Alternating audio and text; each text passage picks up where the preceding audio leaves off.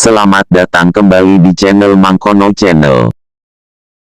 Sekilas sejarah dan biografi Prabu Kian Santang. Prabu Kian Santang atau Raden Sangara atau Syekh Sunan Rohmat Suci, adalah putra Prabu Siliwangi atau Sri Baduga Maharaja Raja Pakuan Pajajaran dengan Nyi Subanglarang. Pernikahan Prabu Siliwangi dengan Nyi Subanglarang dinikahkan oleh Syekh Kuro, Karawang. Dari pernikahan Sri Baduga Maharaja dengan Nyi Subanglarang dikarunia 3 orang anak, yaitu Walang Sungsang atau sering disebut Pangeran Cakrabuana, yang kedua Rara Santang, Ibu Sunan Gunung Jati, dan Prabu Kian Santang.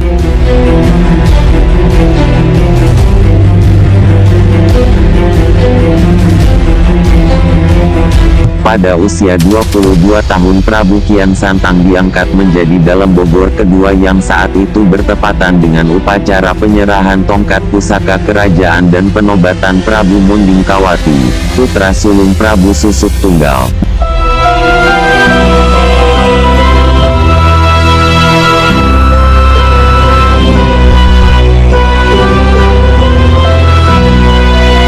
Menjadi Panglima Besar Pajajaran, guna mengenang peristiwa sakral penobatan dan penyerahan tongkat pusaka Pajajaran tersebut, maka ditulislah oleh Prabu Susuk Tunggal pada sebuah batu, yang dikenal sampai sekarang dengan nama Batu Tulis Bogor. Peristiwa itu merupakan kejadian paling istimewa di lingkungan Keraton Pajajaran dan dapat diketahui oleh kita semua sebagai pewaris sejarah bangsa, khususnya di Pasundan. Prabu Kian Santang merupakan sinatria yang gagah perkasa, tak ada yang bisa mengalahkan kegagahannya. Sejak kecil sampai dewasa, yaitu usia 33 tahun, Prabu Kian Santang belum tahu darahnya sendiri, dalam arti belum ada yang menandingi kegagahannya dan kesaktian di sejagat Pulau Jawa.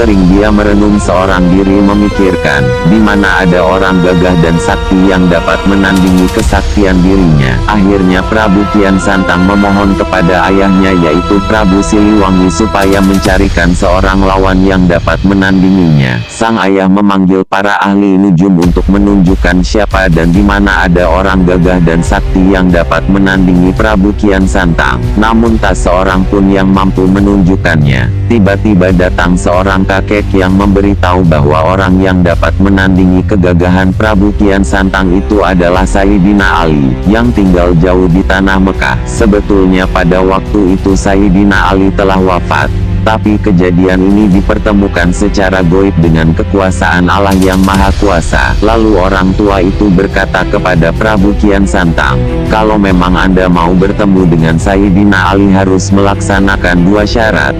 Pertama, harus mujasmedi dulu di ujung kulon.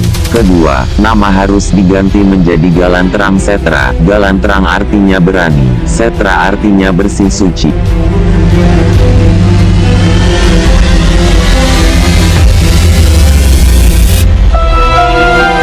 Setelah Prabu Kian Santang melaksanakan 2 syarat tersebut, maka berangkatlah dia ke Tanah Suci Mekah. Setiba di Tanah Mekah, dia bertemu dengan seorang lelaki yang disebut Sayyidina Ali.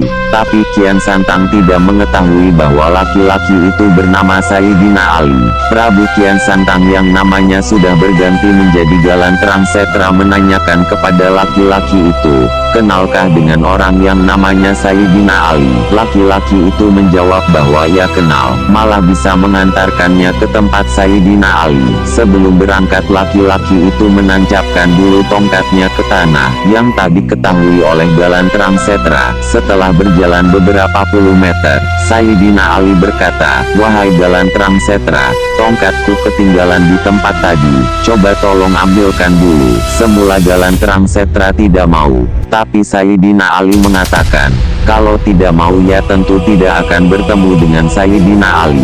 Terpaksalah Galantrang Setra kembali ke tempat bertemu, untuk mengambilkan tongkat. Setibanya di tempat tongkat tertancap, Galantrang Setra mencabut tongkat dengan sebelah tangan. Dikira tongkat itu akan mudah lepas. Ternyata tongkat tidak bisa dicabut. Malahan tidak sedikit pun berubah. Sekali lagi dia berusaha mencabutnya, tapi tongkat itu tetap tidak berubah. Ketiga kalinya, Galantrang Setra mencabut tongkat dengan sekuat tenaga dengan disertai tenaga batin. Tapi daripada kecabut, malahan kedua kaki Galantrang Setra amblas masuk ke dalam tanah, dan keluar pulalah darah dari seluruh tubuh Galantrang Setra. Ternyata laki-laki yang baru dikenalnya tadi namanya Sayyidina Ali. Setelah Prabu Kian Santang meninggalkan kota Mekah untuk pulang ke tanah Jawa, Pajajaran, dia terlunta-lunta tidak tahu arah tujuan. Maka dia berpikir untuk kembali ke tanah Mekah lagi. Maka kembalilah Prabu Kian Santang dengan niatan akan menemui Sayyidina Ali dan bermaksud masuk agama Islam.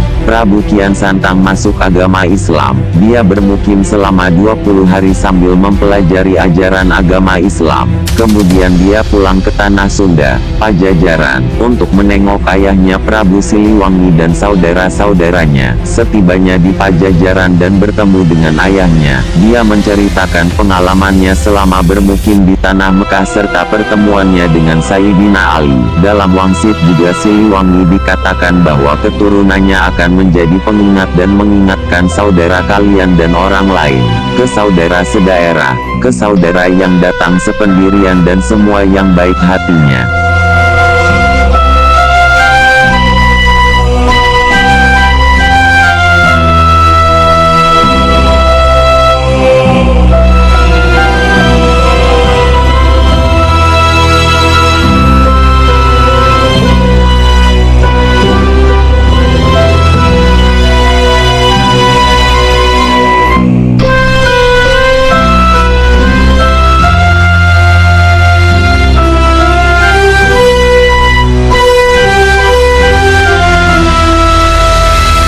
Sekilas sejarah dan biografi Prabu Kian Santang. Semoga informasi di atas bisa membantu.